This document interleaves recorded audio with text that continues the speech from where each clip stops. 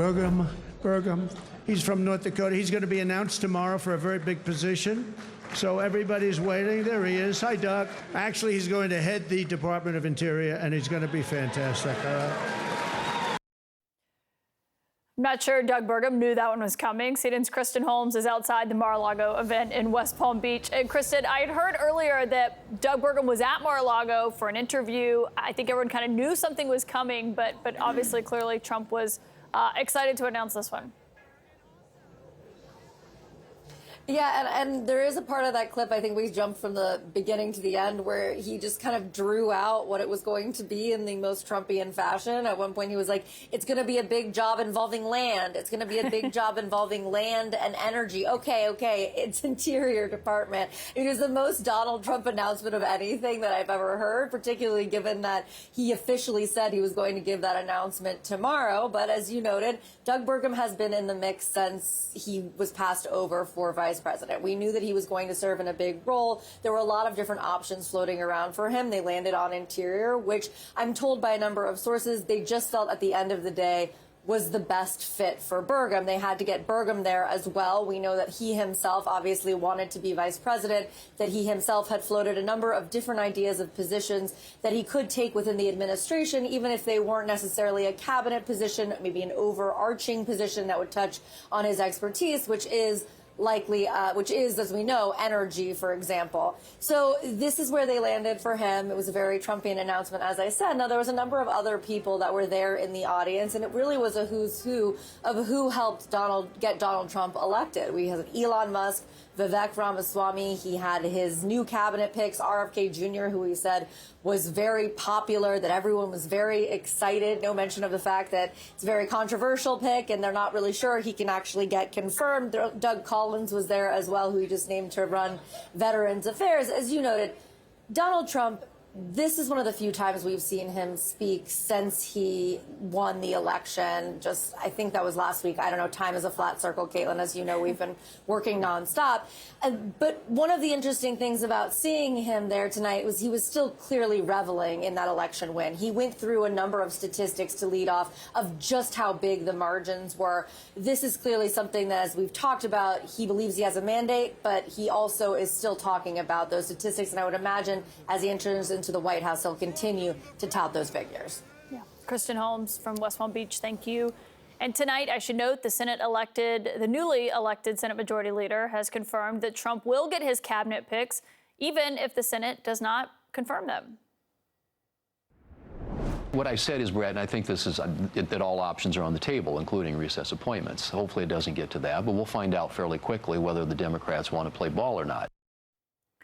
By a recess appointment, he means that the Senate would go into recess, and therefore Donald Trump could unilaterally appoint people to his cabinet, and they would not have to go through that vetting process that cabinet appointees typically go through to make sure people who aren't fit for that kind of office and that kind of a power get confirmed. John Thune there said that after Trump announced RFK Jr. as his pick for the Health and Human Services Secretary, that is a question of whether or not he is going to ultimately be confirmed by the Senate. And I should note, just a few weeks ago, when I spoke to Trump's transition co-chair, Howard Lutnick, who was also in that room at Mar-a-Lago tonight, he said that Kennedy would not be getting a position in Donald Trump's cabinet.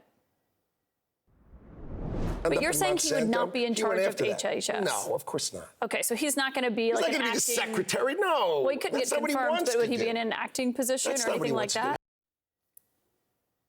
Still to be determined. We'll see what the Senate decides.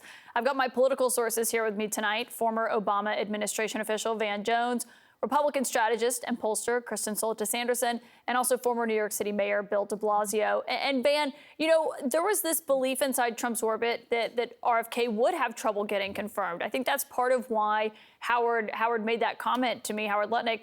But then it kind of set off an uproar, and Kennedy kind of was going out publicly contradicting Howard Lutnick and saying, Trump has told me I can get essentially whatever I would like in this administration.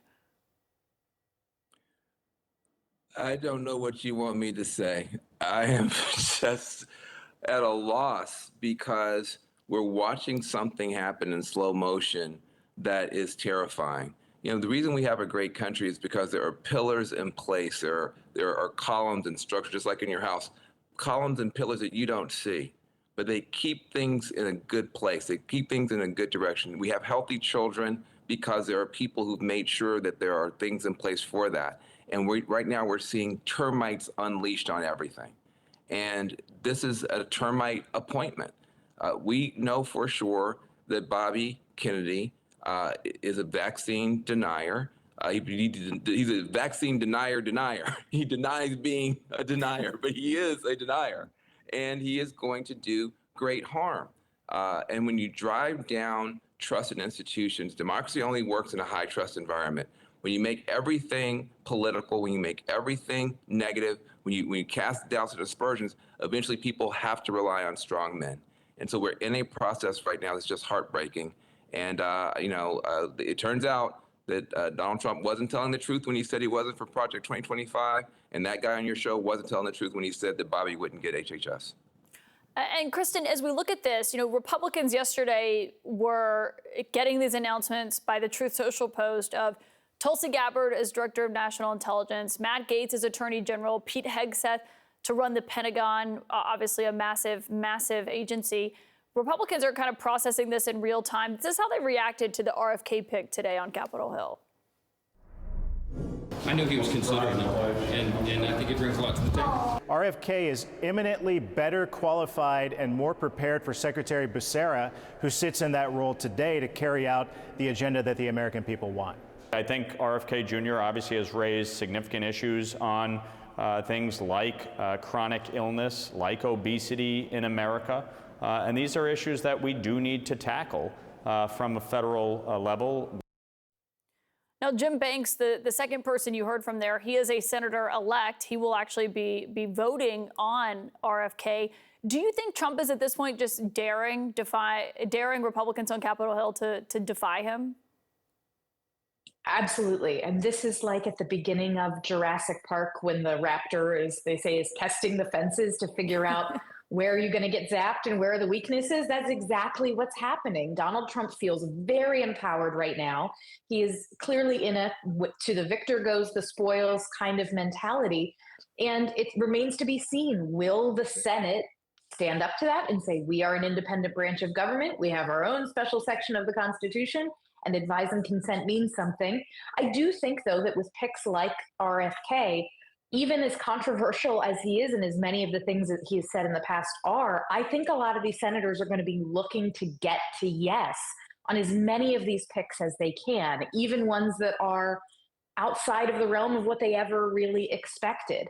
I really think it's just Attorney General pick Matt Gaetz who's going to face the strongest pushback. But I think with somebody like RFK Jr., especially because there really is this movement, especially of women who find what RFK Jr. has to say on health issues to be somewhat compelling. They're not a normal part of the Republican coalition. Donald Trump recognizes that, and he wants to keep them part of the Trump team. Yeah, and Mayor de Blasio, when you look at this, I mean, you as mayor worked with public health agencies. When there's a pandemic and you're relying on someone who's in charge of HHS, which oversees vaccine safety, I just wonder, as the former public official here, how you see that. It's dangerous. I mean, that's the only way to say it. And I'm not here to be political or hyperbolic about this. I'm just talking very practically. When we went through COVID, let's remember, actually, Donald Trump and his administration did something very good. They sped the creation of the vaccine that saved a lot of lives, even if later he seemed to kind of disown his own creation. But now you're talking about giving someone authority over the public health apparatus. If RFK Jr. is telling people not to take vaccines while we're facing another crisis, or if he doesn't want to marshal the public health apparatus of this country to save lives, people will die. And I'm not, again, I wish I was just being hyperbolic. I'm being literal. People will die because someone is holding that role who does not believe in vaccination. That is just plain dangerous. That's not partisan. That's dangerous.